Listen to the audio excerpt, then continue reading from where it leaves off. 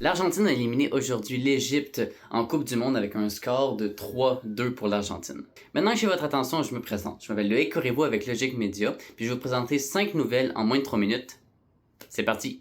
On a parlé de soccer, mais on peut aussi parler de tennis. En effet, le Québécois Félix Auger-Aliassime, j'espère que j'ai bien prononcé ce nom, a perdu face à Novak Djokovic. Il sera rendu en quart de finale au tournoi de Wimbledon face aux joueurs avec quand même 24 titres de victoire. Ensuite, si on va faire un petit tour en politique, on peut se diriger en France, là où Marine Le Pen, la chef du parti d'extrême droite, le Rassemblement national, aussi surnommé le RN, a annoncé sa candidature à l'élection présidentielle de 2027 malgré sa condamnation. En effet, aujourd'hui, la justice française a maintenu sa condamnation pour détournement de fonds publics du Parlement européen. Et même si sa peine est réduite et lui permet donc d'être éligible à l'élection, elle doit faire la campagne sous bracelet électronique. Elle qui avait auparavant annoncé qu'elle ne se présenterait pas si elle n'était pas pleinement libre de ses mouvements, elle justement a annoncé qu'il allait porter la situation une nouvelle fois devant la justice pour espérer faire retirer le bracelet pour le temps de la campagne. J'ai fait tout un post là-dessus, alors allez voir ça sur mon compte. De retour au Québec maintenant avec le décès de Marc Messier, grand acteur québécois entre autres connu par Les Boys ou la série La Petite Vie. Ma génération connaît peut-être moins, mais je vous mets des images pour vous donner une idée. Je pense que oui, moi!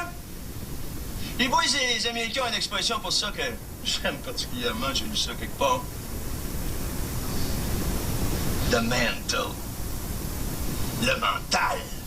Mental toughness. La dureté du mental. Puis ici, présentement, il y en a pas mal plus qu'on pense du mental. Plusieurs hommages lui ont été rendus aujourd'hui par des amis et par des collègues. Et on reste dans la catégorie des hommages, car aujourd'hui se tenait une marche pour rendre hommage au policier qui est décédé dans la fusillade qui a eu lieu le 22 juin à Côte-des-Neiges. Des milliers de policiers et dignitaires étaient donc rassemblés dans le Centre Bell pour rendre hommage et faire des discours pour Mohamed Lamine Ben Redouane. Je vous invite à aller regarder les vidéos en hommage et les textes écrits à ce sujet. Voilà, je vous libère, je vous laisse retourner scroller. Mais si jamais le contenu vous a intéressé, n'hésitez pas de vous abonner, puis on se retrouve dans les prochains jours. Salut!